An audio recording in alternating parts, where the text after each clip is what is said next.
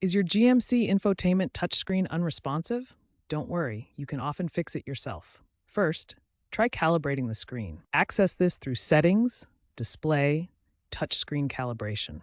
Follow the on-screen prompts to recalibrate the touch points. If that doesn't work, perform a soft reset by holding the power button for 10 to 15 seconds until the system restarts. This clears temporary glitches. For a deeper reset, disconnect the car battery for 5 to 10 minutes.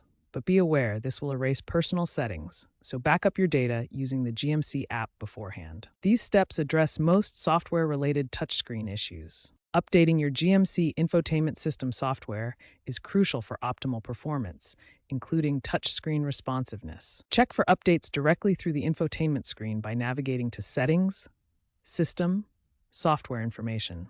Then check for updates. Alternatively, use the GMC Connected app on your smartphone to initiate updates. Ensure your vehicle is parked and has a stable Wi-Fi connection for over-the-air updates. Updates often include bug fixes and sensitivity adjustments specifically for the touchscreen. According to GMC's 2025 data, 70% of touchscreen problems are resolved through resets or updates alone.